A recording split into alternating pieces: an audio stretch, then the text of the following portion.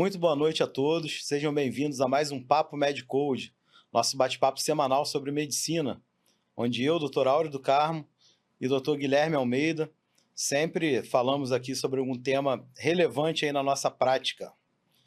Boa noite, meu amigo. Boa noite, Áureo. Tudo bem? Tudo bem, vamos falar sobre um tema aí muito importante, muito comum na nossa prática, né? A gente vai falar de obstrução intestinal, né? Uma outra emergência, né? Na semana passada a gente falou sobre apendicite aguda, agora a gente vai falar de obstrução intestinal. E também vamos incorporar aí, vamos tentar incorporar na conversa suboclusão, né? Que também é até mais comum até do que a obstrução, né? Exatamente. Então, até para isso a gente pode definir, né? Obstrução intestinal é uma parada na progressão de fezes e gases dentro do ambiente intestinal, certo? Essa parada de fezes e gases, ela pode ocorrer tanto por uma causa mecânica ou por uma causa não mecânica. A causa mecânica, ela pode ser uma obstrução por uma anatomia intrínseca ao trato ou extrínseca. Você pode ter uma compressão extrínseca. E a causa não mecânica, geralmente, são as causas funcionais, metabólicas, né? E etc., que a gente vai acabar discutindo um pouco sobre isso também. Outra coisa que eu me lembro em relação à classificação das obstruções, que é super importante, é se ela é uma obstrução alta, que está acima da válvula iliocecal, não confundir com a hemorragia digestiva, né, que é o ângulo de Treitz, que é o ponto de referência. No caso da obstrução intestinal, a válvula iliocecal é o ponto de referência. Alta acima, baixa abaixo. E muitas vezes essa obstrução é dita em alça fechada, né? Quando você tem uma válvula iliocecal competente. Isso. E você tem uma obstrução baixa, né? Por quê, né? Essas obstruções em alça fechada são relevantes, porque você pode ter explosão do intestinal, né? E geralmente acontece no seco, que é onde tem o maior raio e tem menor tensão superficial da parede, geralmente onde rompe. É onde é mais sujeito a romper, né? Então, basicamente aí, em relação a classificações, referências anatômicas, a gente usa essas referências aí. E aí a gente pode falar um pouquinho também sobre a suboclusão, é quando esse processo ocorre parcialmente. Isso. Você não tem uma obstrução completa, você tem uma suboclusão. Você não tem uma parada completa de eliminação de fezes e gases, é uma suboclusão. E que muitas vezes, se você não tratar, você vai evoluir para a obstrução dependendo completa, da né? causa, certamente. Aí é o momento que a gente pode falar um pouquinho sobre manifestações. Como é que essas pessoas se manifestam, essas oclusões e suboclusões?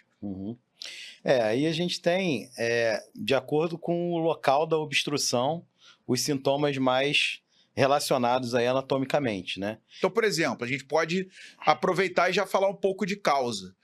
Por exemplo, num recém-nascido. Um recém-nascido, ele tem problemas em relação a obstruções, né? Isso. Então, por exemplo, a gente está falando de obstrução intestinal, mas agora a gente está falando de obstrução gastrointestinal, né? Um recém-nascido pode ter uma atresia esofagiana. E aí, quando ele mamar... regurgita na hora, né? Regurgitar. E vai ter uma parada na progressão do ganho de peso, etc. Que vai ter uma dificuldade alimentar. Hiperplasia do piloro. Mesmo assim, mesmo estenose pilórica. Vai parar no estômago. Desceu um pouco mais. Vai ter uma distensão gástrica, vai acabar regurgitando. Né? Atresia duodenal. São problemas que os recém-nascidos têm, né? Estenose hipertrófica do piloro, atresia duodenal, atresia esofagiana, né? Então, isso está diretamente ligado. Agora, um adulto. O adulto pode ter um câncer de esôfago e começar a obstruir o esfíncter esofagiano inferior, por exemplo. Isso. Ou cânceres ali próximos ali, câncer, né? de fundo gástrico. Tumores de mediastino, por exemplo. Até do fundo gástrico, invadindo o terço distal do esôfago. Tumores até do piloro também, gástricos, né? Esses pacientes geralmente têm refluxo, têm regurgitação, broncoaspiração, halitose, perda de peso, hemorragia digestiva alta. Né? E os mais lá embaixo? O que você vê de obstrução na tua prática? Mais lá embaixo a gente vê, assim, eu acho que disparado na prática, eu acho que são... Para você que trabalha em CTI, deve ser os em metabólicos. CTI são os metabólicos, sem dúvida. É aquele paciente que tem um ilho metabólico, fez pós-cirúrgico, uma cirurgia complexa, o traumático. Né? Ou séptico, enfim. Sem dúvida, esse é o mais comum. Mas a gente tem... Como é que você reconhece esse cara? Distensão abdominal. Você vai examinar ele de manhã, tá com o abdômen distendido. Distendido. Dor a palpação. Aí você vai percutir, tá hipertimpânico. Você vai tentar auscultar uma peristalse, a peristalse não tá lá. Ou tá muito, muito, muito reduzida, né? Você que é chique vai pedir uma tomografia. Eu que já sou menos chique, vou pedir uma rotina de abdômen agudo. Não, eu vou logo pra tomografia, meu amigo. Você tem a tomografia, exatamente. Eu não tenho. Tem que ter o sabre de luz, pô. Vai lutar com um cabo de vassoura, com faca não. De manteiga? Faca de manteiga, não. Vou de sabre de luz. Aí a rotina de abdômen agudo, o que eu vou ver? Empilhamento de moeda. Isso, os sinais clássicos. Austrações, né? E dilatação colônica. Né? Às vezes até o megacólon, que não, né? Eventualmente... Posso ver o pneumo peritônio se tiver uma ruptura? Pode ver ausência de fezes na ampola retal. Sem fezes e gases na ampola retal. A tomografia aí... Tomografia é fácil, né? Já vem com diagnóstico, né? Pode ver um vólvulo. Pode, já vi alguns já. Né? Em adulto, aquele aquele caroço de feijão grandão. Exatamente. Isso a gente vê em adulto, né? Não só em criança. Inclusive, né? Às vezes tem uma cabeça de rotação, né? Daquele intestino e ele roda sobre si mesmo. Mas eu acho que o mais comum é brida, né? Brida é uma causa muito comum, né? Pós-operatória.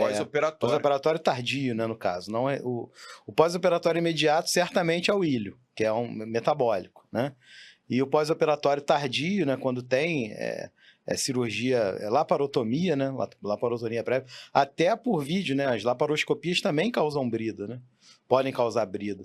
Então, para mim, acho que são as causas principais, né? O ilho metabólico, acho que em primeiro, no caso mais agudo, a brida em segundo lugar. Mas claro que a gente tem outras causas importantíssimas, né?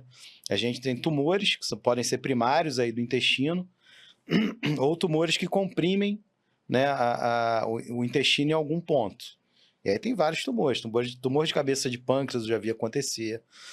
Tumores de intestino mesmo são os mais comuns, né? Adenocarcinoma de cólon. Adenocarcinoma de cólon, né? Que é relativamente comum. O que mais? Bolo de Ascaris.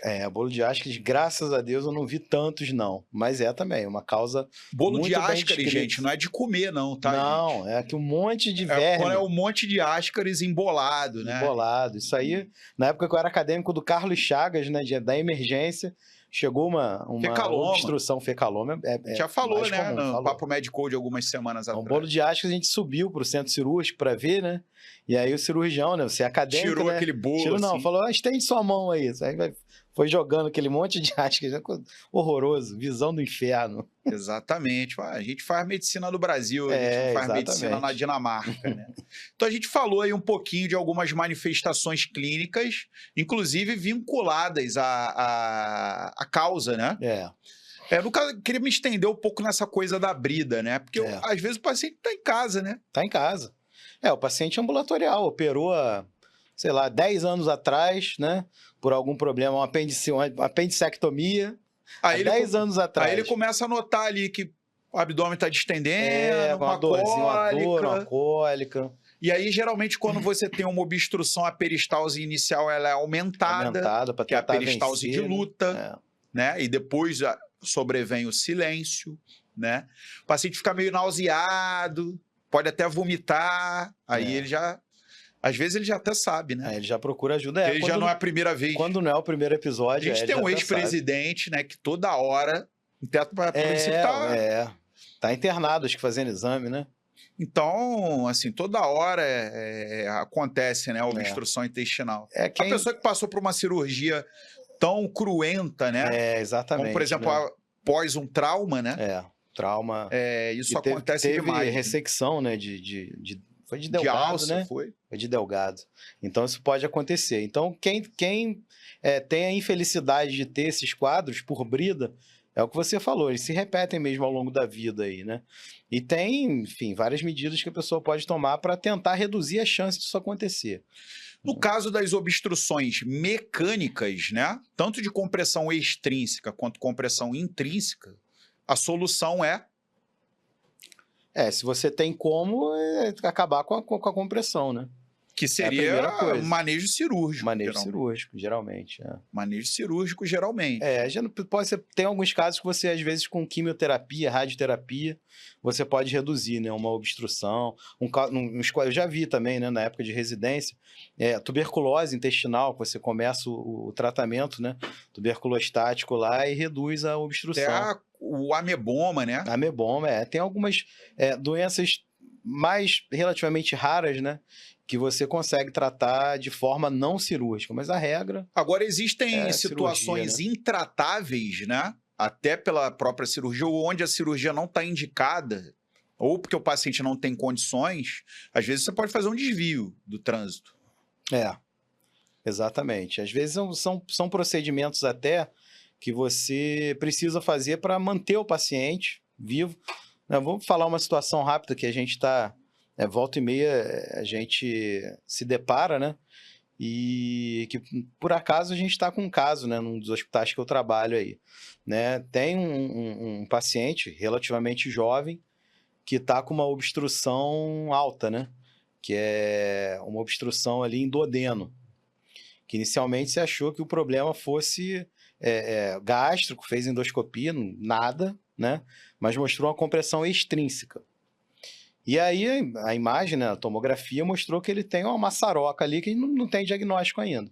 Só que é um sujeito que perdeu 20 quilos, é um sujeito novo, de 30 e poucos anos, 32 anos de idade, perdeu 20 quilos em pouco tempo. Então, assim, o problema dele é desnutrição. Para você operar um sujeito, você nem sabe o que é, né? Então, o que você vai precisar fazer? Primeiro, nutrir esse paciente. Se ele tem uma obstrução alta, como é que você nutre? Ali vai ter que ser uma jejunostomia. Jejunostomia e faz a nutrição pela jejum. É o mais fisiológico possível, né? E aí você ganha soldados para a tua luta, para a tua guerra final lá, que vai ser contra a doença, né? Então, quando fizer a jejunostomia, vai abrir a cavidade para fazer jejum. Perfeito. Faz uma biópsia dessa massa que está ali, né? Então, isso é uma situação que a gente está passando atualmente lá no hospital que eu trabalho, né? Então, a cirurgia nem sempre é uma cirurgia curativa, né? A cirurgia, às vezes, faz você ganhar tempo. Então, essa é uma situação específica disso. Vários tumores também, né? Tumores intestinais, por exemplo, que você precisa fazer cirurgias para manter aquela área tumoral ali não contaminada, né? Às vezes são tumores que estão perfurando. Mas no caso, a gente também está discutindo sobre a obstrução, quer dizer, para você desfazer a obstrução, às vezes você tem que criar um desvio do trânsito. Primeiro você tem que drenar aquilo ali, diminuir a pressão. Aí entra a drenagem, muitas vezes por sonda. Também. Gástrica. Nasogástrica. Com drenagem sifonagem. Isso. Não é isso? Descomprimiu. Esse é o tratamento de suporte da obstrução intestinal. Você vai resolver o problema nutricional desse paciente. Aí vai depender se essa obstrução é alta, né? Você tem como fazer gastrostomia. Né? Se for uma suboclusão, às vezes você tem como botar uma sonda ainda por dentro da lesão, né? Tem a jejunostomia, mas lá embaixo, se a obstrução está lá, o seu problema não é a entrada do nutriente, seu problema é a saída dele. Então, às vezes, você vai fazer uma colostomia. Que não é definitiva. Muitas das vezes. Você tem que descomprimir isso, porque se você não descomprimir, você vai ter a ruptura da alça intestinal. E existem casos intratáveis, né, sem proposta curativa e que você já esgotou possibilidades terapêuticas, que você pode botar como se fosse um stent. Como se fosse exatamente. Para abrir aquela passagem para dar qualidade para aquele paciente. Ou mais comum fazer geralmente, se a obstrução for muito baixa... Já é um cuidado paliativo. É um cuidado paliativo. Você tem colostomias proximais ao problema também, né? Tipo, o problema está no final do cólon sigmoide. Né? Então, você faz uma colostomia proximal, que aí você desvia as fezes para ali. Porque aí as fezes têm que sair. As fezes passam. Exatamente. Aí você vai desviar as fezes, vai descomprimir, que o problema é a compressão. Exatamente. Né? Então, isso é uma modalidade terapêutica em relação às obstruções mecânicas, né? Procedimento de drenagem, o suporte nutricional, suporte hídrico, né? Metabólico, que o seja, desobstrução. É o que a gente falou. Agora, nas causas funcionais. As causas funcionais, aí é que é mais importante ainda o tratamento de suporte, pós-ogilve, né? pós-trauma, ou pós-cirúrgico, um ilho metabólico por alteração eletrolítica. A gente chegou a falar sobre isso em constipação, há algumas semanas atrás, mas é o suporte clínico. É o suporte clínico. E a descompressão, que é o mais importante. Passar a sondinha nasogástrica, né? Até a distensão melhora. Melhora o sintoma do paciente, muito, né? A náusea. E muitas das vezes você tem a saída de conteúdo fecaloide, né? Pela sonda nasogástrica, dependendo do local da obstrução, né? E o suporte metabólico, que a gente já falou, correção de distúrbios eletrolíticos, ácido base, hídricos. E também tem os protocolos com neostigmina, né? Isso. Você faz lá um bolo de 2 miligramas de neostigmina e depois faz lá em bomba 0,4 miligramas por quilo hora, às vezes até por 24 horas. Está lá no nosso guia de tratamentos, né? Perfeito. E aí você vai tentar estimular aquela peristalse e reverter aquele ilho metabólico. Com vários procinéticos combinados, com neostigmine, né? Com outras medidas também não farmacológicas, né? Se o paciente permitir uma deambulação precoce, né? Uma mobilização maior ali, geralmente feita pela fisioterapia, né? Tudo isso ajuda aí na correção aí do problema. Uma última pergunta, e o vômito fecaloide? Já viu? Já. Vários? Vários. Você às vezes conversa com leigo e até com estudante mais novo, é verdade mesmo. É verdade mesmo. O paciente tem vômito de fezes. Fezes, como é que é? Claro que não são aquelas fezes como a gente imagina que são as fezes, formadas, né? Com bolo fecal. Não. É um vômito geralmente líquido ou pastoso, né? Semilíquido, né? Com conteúdo fecaloide, né? Com cheiro, né? O odor é sui generis, né? E geralmente com aquela coloração característica também, amarronzada, né? E geralmente mais precoce com obstruções mais proximais, né? De intestino delgado, né? Vai fazer vômito fecaloide com obstrução retal, né? Não vai chegar, vai... muito principalmente longe. Se tiver uma válvula ilho-secal Claro, competente, aí que não volta mesmo. Não volta de mesmo. delgado, certamente.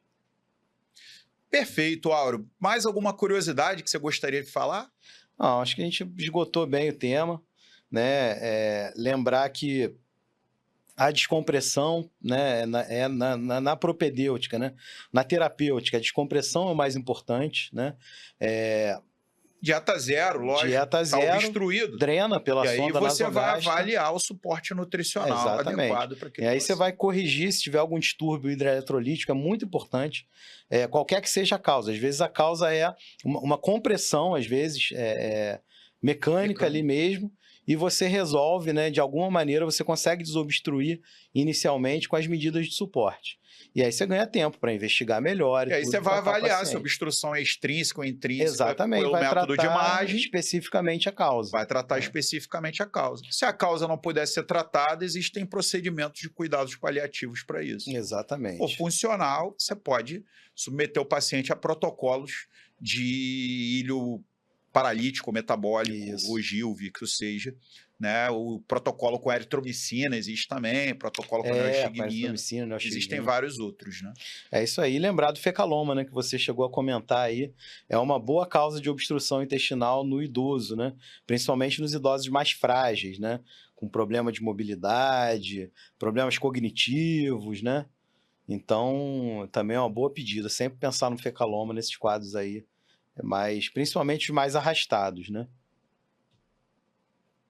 Tô lembrando aqui do bolo de Ascaris. Nossa, Deus me livre. Né? O bolo de Ascaris você pode fazer uma tentativa, né? Pensei que você fosse dar a receita do bolo de Ascaris. Não, você pode fazer uma tentativa. Você dá um lubrificante, né? Um óleo mineral para lubrificar a região, e existe um medicamento que você gera uma paralisia. Piperazina, né? Piperazina. Você gera uma paralisia do Ascaris. Isso, e aí você consegue eliminar ele sem ele migrar, né? E ele desenovela e você consegue eliminar.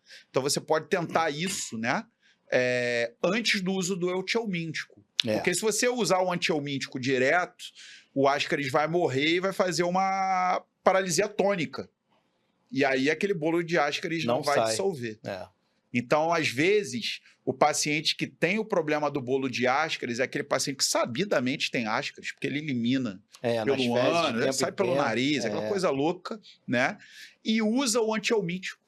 E ele morre e congela aquele bolo de Ascaris e obstrui. Então, às vezes, você tem que usar a lubrificação com óleo mineral e usar a piperazina, que dá uma paralisia flácida. Aí fica mais fácil de eliminar o bicho. Né? Coisa... Tá no livro, bota tá lá. Vocês gostam de ler? Procura lá no livro que tá escrito lá. Aliás, o Ascaris também já de vez em quando dá umas rasteiras na gente, né? Com certeza, entra na via biliar e faz crise biliar obstrutiva. Eu contei entra no caso apêndice. de pedir tosse crônica, né, também. Exatamente. Tem muita coisa, danado, né? Danado mesmo. Por isso que a gente tem que sempre lembrar de fazer um antihelmíntico, né? Antes de fazer uma corticoterapia, por exemplo. Aí é o estrongiloide, né? Mas é outro bicho sinistro. Né? Estrongiloides é outro bicho sinistro. Um dia a gente vai parar aqui e vai ficar falando de eumintise. A gente pode falar só de eumintise. Exatamente, cara. Exatamente. Tem muitas histórias aí para contar. E são assim, eu lembro muito de Dr. House, né? Dr. House tinha esses casos esdrúxulos, né? E verminose não é uma coisa muito comum lá nos Estados Unidos, que é onde se passa a série lá, né? Mas ele teve um episódio que era o estrongiloide mesmo, causando estrongiloidíase disseminada. Então, assim, acontece. Vermes a gente nunca deve esquecer que eles existem. Exatamente. No caso da obstrução, o Ascaris é uma boa pedida no Brasil. Bom, espero que tenham gostado do nosso Papo Med Code de hoje. Aguardo da semana que vem. Um abraço e até breve.